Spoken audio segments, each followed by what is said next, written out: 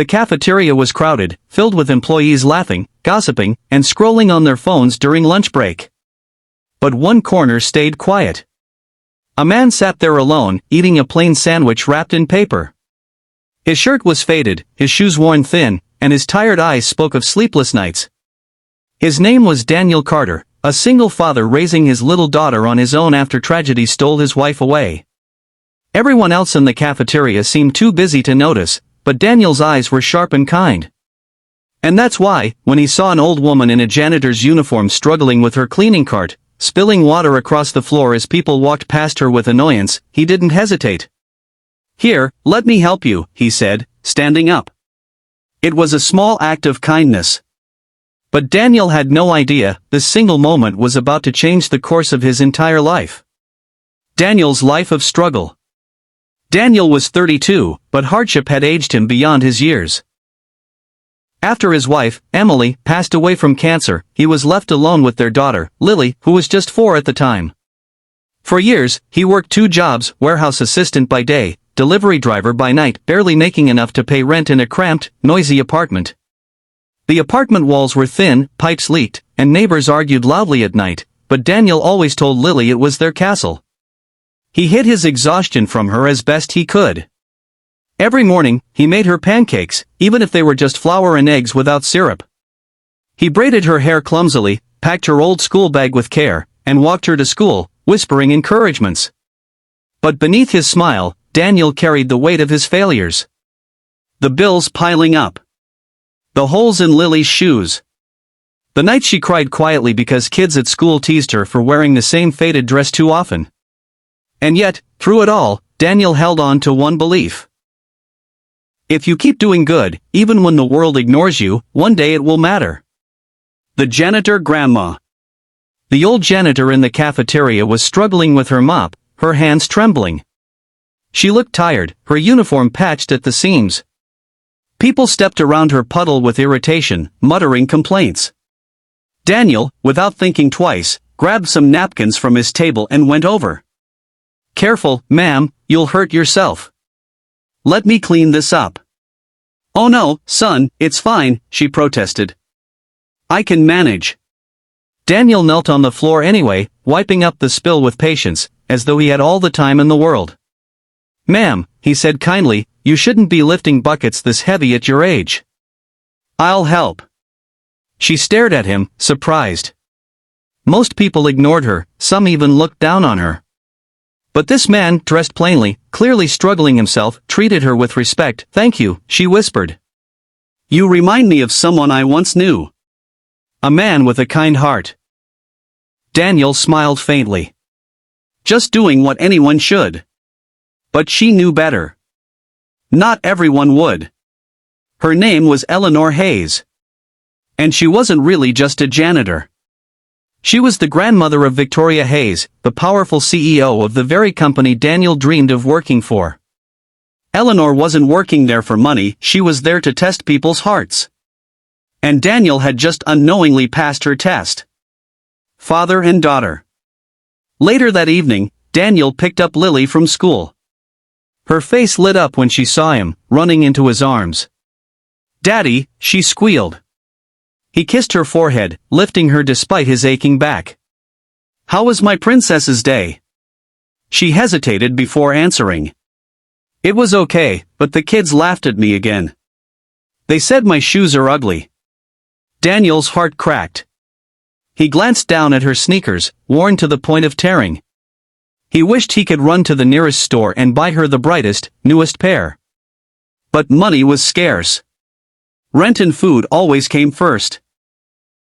"I'm sorry, sweetheart," he whispered. "Daddy will get you new ones soon." Lily smiled bravely, hugging his neck. "It's okay, Daddy. I don't need new shoes as long as I have you." Tears burned his eyes. She was too young to be this strong. Too young to comfort him. The big interview. The next week, Daniel got a chance. A job opening at Hayes Corporation, the city's largest firm. The position was steady, with benefits, enough pay to finally give Lily the life she deserved. He prepared the best he could. He wore his only button-up shirt, slightly too big, and borrowed a tie from his neighbor. He practiced answers in the mirror, reminding himself not to sound nervous. "Daddy, you'll do amazing!" Lily cheered, holding his hand tightly as they entered the tall glass building. Inside the lobby, they saw her again, the janitor grandma. She was struggling to lift a heavy trash bag. Without hesitation, Daniel rushed over. "Careful, ma'am, let me help." "Son, you'll dirty your clothes," she said. "Clothes can be washed. You can't risk your back." He carried the bag to the bin, dusting his hands off. Lily grinned proudly. "See, Daddy helps everyone." Eleanor's heart warmed. Yes. She was certain now, this man wasn't just kind once.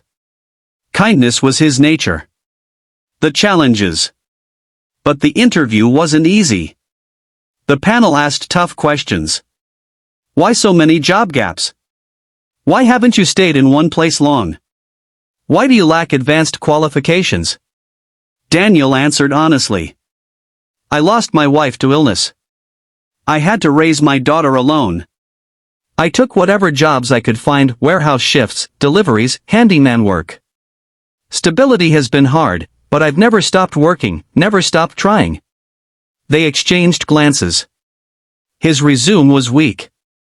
His answers lacked polish. He left the room uncertain, shoulders heavy with defeat. Outside, Lily held his hand. Daddy, did you get the job? He forced a smile. We'll see, sweetheart. Whatever happens, we'll keep going. But inside, he felt crushed. The twist. A week later, Daniel got a call, please come back for a discussion. His stomach dropped. That usually meant rejection. Still, he went because he wanted closure. When he walked into the meeting room, he froze. At the head of the table sat Victoria Hayes, the CEO. Confident, elegant. But what stunned him was the woman beside her, the janitor grandma. Only now, she wasn't in uniform. She wore pearls, her posture regal. Daniel blinked. You're not a janitor? Eleanor smiled warmly. I'm afraid I wasn't honest, son. My name is Eleanor Hayes. I'm Victoria's grandmother.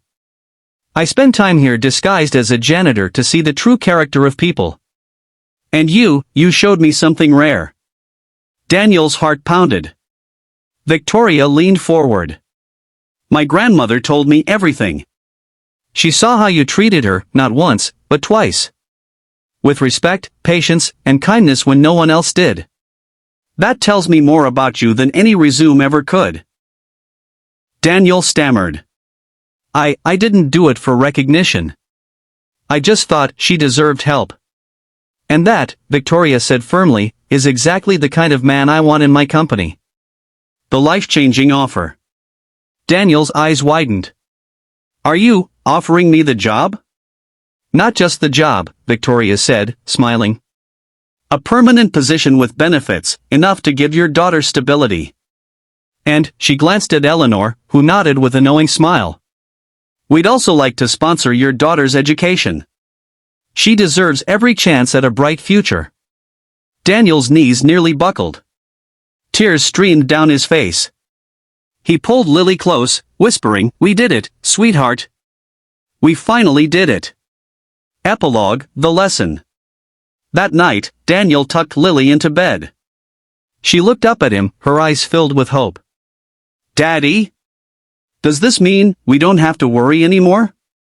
Daniel kissed her forehead. It means we'll have a chance, princess. A real chance. But remember this. Helping others, even when no one's watching, is what truly changes lives. She smiled sleepily. I'll remember, Daddy.